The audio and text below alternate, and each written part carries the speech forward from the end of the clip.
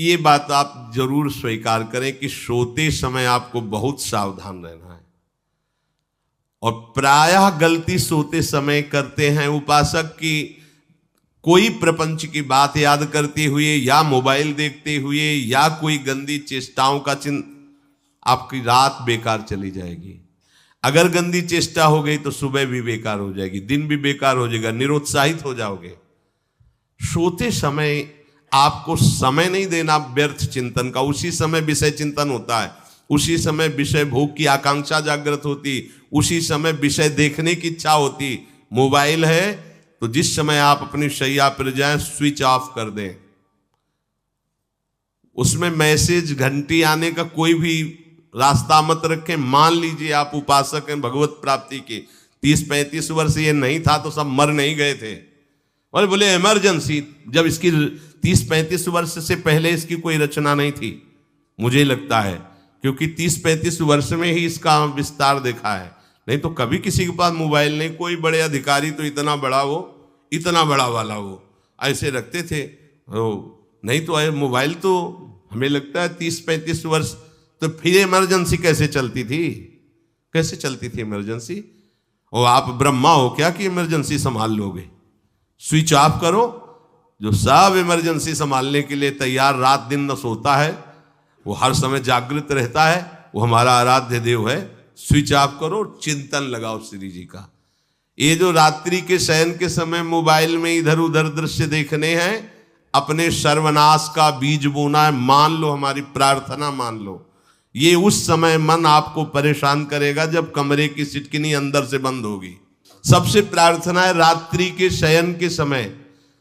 तो बोले फिर ठीक है 10 बजे तक देख लेंगे मोबाइल, इसके बाद शयन के समय भजन कर लेंगे। होगा ही नहीं। क्या तुम देखना चाहते हो? प्रिया प्रीतम के सिवा और कुछ क्या देखना चाहते हो? वो तो सुभग सुंदरी सहज सिंगार, सहज शोभा सर्वांग प्रति सहज रूप वृषभानुनंदिनी। हमारी स्वामिनी जी की सुंदरता छुपाने के लिए आभूषण पहनाए जाते हैं, औरों को तो आभूषण सुंदरता बढ़ाने के लिए। यहां छवि के छिपाए बे को ऐसे के दास होके क्या देखोगे मोबाइल में? क्या देखना चाहते हो? वासना की क्रीड़ा, और तुम उस क्रीड़ा को देखना चाहते हो? परमार्थ के पथिक हो।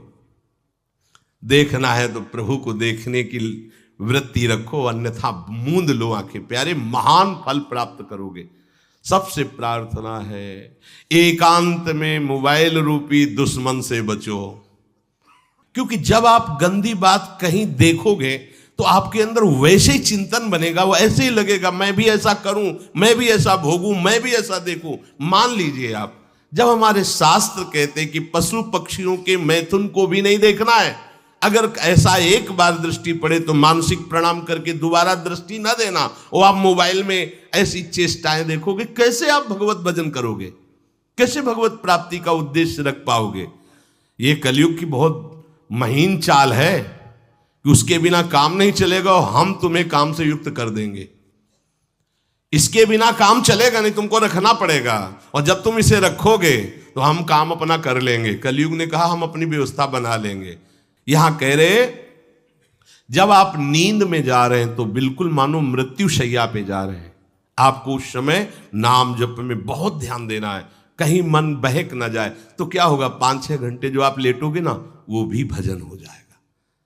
हमारा जो सततम योमाम स्मरति नित्यशा है ना, ये पूरा हो जाएगा। नहीं, उस समय हम सो जाएंगे तो हमारा 6 घंटे का वियोग हो गया, 6 घंटे भजन रुक जाएगा।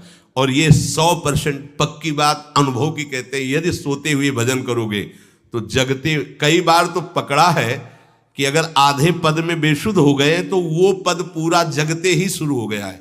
मतलब बीच में स्थिति भागवती की रही। जैसे बेहोश करते समय हमने कहा था जब ऑपरेशन के हमें बता देना, तो उनका बाबा अब इंजेक्शन लगाने वाले हैं तो वो 1 मिनट हमें केवल दीजिए, अपनी चित्तवृत्ति। तो जब होश आया तो वही पहले चिंतन चल रहा था, वही चिंतन। जैसे सोने के समय बेहोश हुए तो जगने के समय वही चिंतन, ऐसे ही इंजेक्शन से जब बेहोश हुए और जब होश आया तो वही चिंतन चल। बहुत बड़ा चमत्कार अभ्यास का है। नींद खुले तब से लेकर गाढ़ नींद आने तक स्मरण में कभी रुकना नहीं। और आपको एक छूट दे रहे हैं। कभी कभी क्या होता है कि एक मंत्र में, एक नाम में जैसे बहुत देर अभ्यास करते हैं तो मन उबने लगता है। इसका स्वभाव है, ये अनुभव की बातें कहते हैं। इसका स्वभाव है नवम नवम, नहीं तो ये मतलब, तो इसको हम लोगों ने कैसे फंसाया है। जैसे गुरु मंत्र जप रहे, अब 2-3 घंटे लगातार गुरु मंत्र जप, अब इसको उबन बढ़ी, अब ये छोड़ रहा है, बीच बीच में पता चलता है छोड़ना चाहता है, छोड़ रहा है, तुरंत इसको नाम में फंसाया। अब थोड़ी देर नाम में चला, फिर उब रहा है, बहुत विचित्र है ये, अब उसको फंसा दिया। और पीछे की बात अभ्यास के समय, नमामि शमीशान निर्वाण रूपम विभुम व्यापकम ब्रह्मवेद स्वरूपम। चिंतन, पदगान कर रहे, ये भगवान शिव पदगान कर रहे हैं और उसका चिंतन, निर्वाण रूपम विभुम व्यापकम ब्रह्मवेद स्वरूपम। अब अपने यहां अवसर है, सुंदर सुंदर कोई पद गुरुमंत्र जब करते हुए मन जब उमने लगे, राधा वल्लभ श्री हरिवंश, राधा वल्लभ श्री हरिवंश, राधा वल्लभ श्री हरिवंश, इसमें भी उमने लगे, शुरू कर, जोई जोई प्यारो करे सोई मोही भावे, भावे मोही जोई, इसमें भी उबले लगे। सुधा निधि का कोई एक लाइन ले लो, ब्रह्मेश्वरादि सुदुरूह पदारविंद श्रीमत् पराग परमाद्भुत वैभव, ब्रह्मेश्वरादि सुदुरूह छोड़ना नहीं है, तू भाग में नवम नवम दे रहा हूं, नवम नवम। इसको फंसाने के लिए आपके पास अस्त्र हो, जैसे यहां चाकू, यहां पिस्तौल, तलवार, ये वो सब बिल्कुल वीर सजा रहता है, ऐसे ही अपने लोग सजे रहते। छोटा राधा, अब एकदम चिपक गया है आके, तो कैसे मारे, तो छोटी चाकू है ना वैसे, राधा राधा राधा, थोड़ा दूरी राधा वल्लभ श्री हरिवंश, थोड़ा और दूरी गुरु मंत्र, बड़े बड़े अस्त्र अपने पास रख ले, बहुत भाग रहा है तो फंसा दिया। प्रथम यथावति प्रणव श्री, अब लग पूरा पदगा, पूरा पदगा उसमें लग, प्रथम यथामति प्रणव। भोजन पाते समय ऐसा अभ्यास किया है, 1 घंटा के पहले भोजन नहीं होता, चाहे 2 रोटी पाना हो, समय लगता है भोजन, आराम, एक एक नाम, एक एक, कुछ भी हल्ला मचाओ, कोई फर्क नहीं पड़ेगा, अपना चलेगा।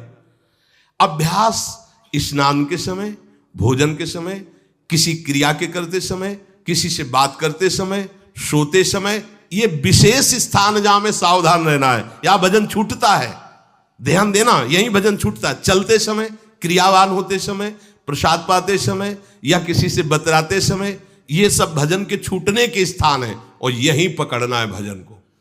जब आपको बिल्कुल न लगे तो मानसिक सब बंद कर दो और गुनगुनाने लगो, जो धुनी आपको अच्छी लगे उसी में नाम, कोई नाम लेके, संसार का चिंतन न होने पावे, चाहे जो कुछ तुम जहां तुम्हारा मन आवे, गंगावरी गोदावरी, कुछ भी, भागवतिक चिंतन के सिवा संसार के चिंतन न होने पाए। पहले ऐसे अनन्य बनो, फिर बाद में अनन्यता आती, रसना कटो जो अनरट। हाँ भी विषय चिंतन कर रहे हैं, प्रपंच कर रहे हैं, बोले रसना कटो जो अनरटो, और नहीं बोल सकते, प्रपंच बोलेंगे बस, रसना कटो, ये शब्द वहां नहीं आते।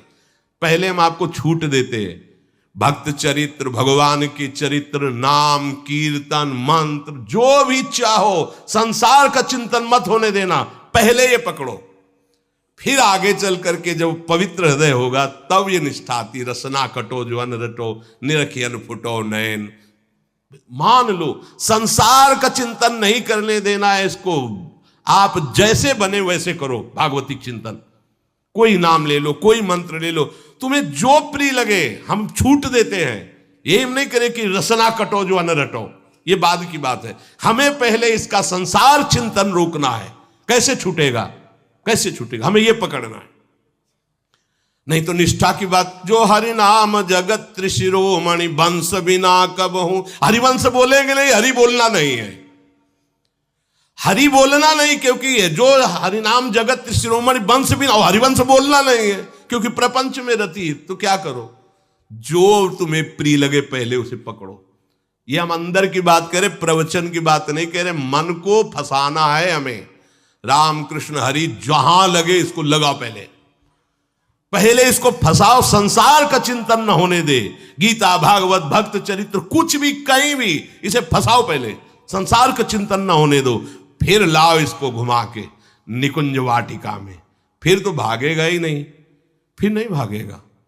अब सीधे निकुंज वाटिका में किसी महाभाग्यशाली गुरु आश्रित का लगेगा, अन्यथा बहुत प्रपंची मन है। आप आश्रय इधर का लोगे, प्रपंच का चिंतन करोगे, बात बनेगी नहीं। चिंतन छोड़ना है हमें, जैसे बने तैसे संसार का चिंतन छूट जाए तो हम विजय को प्राप्त होंगे। ध्यान दीजिए, इस परमात्म तत्व को वही प्राप्त कर पाता है जिसका राग बीत गया है, खत्म हो गया है, वैराग्यवान। ज्यादा परिश्रम नहीं है वैराग्य में, विवेक नहीं होने के कारण हम वैराग्य नहीं धारण कर पाते। हम बाहरी बातों को वैराग्य ले लेते हैं, ऐसा कपड़ा बदल लेना या कपड़ा ना पहनना या लौकी का कमंडल, मिट्टी का पात्र, तो हम अपने को वैरागी। बात यहां नहीं रुकेगी। वैराग्य का इतना ही मतलब नहीं, ये भी एक बाह्य अंग है वैराग्य का, पर वैराग्य का सच्चा स्वरूप है वीतरागा। कहीं कुछ भी अच्छा नहीं लग रहा, कोई भी सुख आकर्षित नहीं कर रहा, लोक लोकांतर की प्रतिष्ठा, मान, सुख, ऐश्वर्य, व्यक्ति, कुछ अच्छा नहीं, राग खत्म हो गया। ऐसा उस अक्षर ब्रह्म को, अविनाशी तत्व को जान पाता है। जगते भयो फिरे बैरागी। जैसी हरिवंश प्रपंच बंच सब ये काल ब्याल को खायो। हालत यह है कि जैसे सांप ने मेढक को पकड़ रखा और मेढक सामने पतिंगा को, कीड़े को पकड़ना चाहता है, उसे यह पता नहीं कि मैं खुद किसी का कवल बन चुका हूं, वो एक झटके में मुझे अपने पेट में ले जाएगा। ऐसे ही हम सब हैं, काल के द्वारा ग्रसित है। काल ने हमें पकड़ रखा है, पर हम भोग भोगना चाहते हैं। हम नाना प्रकार की मान प्रतिष्ठा पाना चाहिए, ये पता नहीं एक झटके में हमारा अस्तित्व ही खत्म हो जाएगा। जिनके अंतःकरण में किसी भी व्यक्ति, वस्तु, स्थान, पद, प्रतिष्ठा का राग ही नहीं रह गया है, उसे कहते हैं वैराग्यवान। वीतरागाः, राग ही नहीं है। जिनका अंतःकरण निष्पाप निर्मल हो चुका है, जिनके हृदय में केवल भगवत प्राप्ति की उत्कट लालसा जागृत हो गई है, ऐसा साधन संपन्न उपासक परमात्म तत्व में प्रवेश पाता है। अध्यात्म मार्ग की ऊंचाई पर वो स्थित हो जाता है। यदि छंतु ब्रह्मचर्यम चरंती, जिनकी इच्छा एकमात्र भगवत प्राप्ति की है, यदि छंतो, तो उनको क्या करना होगा? ब्रह्मचर्यम चरंती, ब्रह्मचर्य का पालन करना होगा। प्रत्येक इंद्रियों का निर्विषय हो जाना वास्तविक ब्रह्मचर्य है। केवल जनेंद्रिय से ही ब्रह्मचर्य को नहीं लेते। हमारी प्रत्येक इंद्रिय भोगों से रहित होकर भगवत अनुराग में, नेत्र प्रभु को देखना चाहते हैं, त्वगेंद्री प्रभु को स्पर्श करना चाहती है, घ्राणेंद्री प्रभु के श्री अंग की गंध पाना चाहती है, श्रवणेंद्री प्रभु के वचन सुनना चाहती है। एक एक इंद्रिय अपने प्रभु में लग गई, अंतर्मुख हो गई, बाहर विषयों का त्याग हो गया। इसे ब्रह्मचर्य कहते हैं। पर प्रारंभिक ब्रह्मचर्य में जनेंद्रिय का ब्रह्मचर्य अत्यंत आवश्यक है। यदि जनेंद्रिय जन्य व्यभिचार दोष से युक्त है तो कदापि उसे भगवत प्राप्ति नहीं हो सकती। शुभ गति व्यभिचारी शुभ गति चाहे असंभव। और भगवत मार्ग में सबसे बड़ा दुश्मन यही व्यभिचार दोष है, काम। इसी से हमारा हृदय मलिन होता रहता है, अंधा बटे और पड़ा चबाए वाली दशा रहती। कहते हमें 50 वर्ष हो गए। अरे 50 जन्म हो जाए तुम व्यभिचार करो, गंदी बातें करो, गंदे चिंतन करो, सो समय व्यतीत कर, अनंत जन्म व्यतीत हो गए, भगवत प्राप्ति हुई क्या? 50 वर्ष से भगवत प्राप्ति हो जाएगी क्या? 5 मिनट काफी है भगवत प्राप्ति में, एक बार नाम काफी है। वो स्थिति तो लाओ। बार बार बहिर्मुख वृत्तियों के द्वारा विषयों में सुख बुद्धि कर लेने से हमारा सारा का सारा अध्यात्म चिंतन बदलता रहता है, इसलिए लाभ नहीं मिल पाता, एक रस चिंतन नहीं रह पाता। बार बार विक्षेपी विषय करते रहते हो, हम सहते रहते हैं और भोगते रहते हैं। एक बार तो हिम्मत करके उठो, अब लो नशानी अब ना नशई हो, एक बार तो दृढ़ बनो। बस मन के अनुकूल चलने की बात को तुम्हें रोकना होगा, तभी तुम्हारे अंदर यदि क्षण तो ऐसी इच्छा जागृत होगी। पक्का पक्का ऐसा ही है, जब हम किसी विषय के वेग को सहते हैं, विषय नहीं भोगते हैं, तो मन बहुत जलाता है। उस जलन में फिर एक ही बात होती है, बस भगवत प्राप्ति हो जाए, झंझट खत्म हो जाए। कब तक हम इसमें चलेंगे? एक बार भगवत, वो जलन हमको भगवत प्राप्ति की इच्छा प्रकट करती है।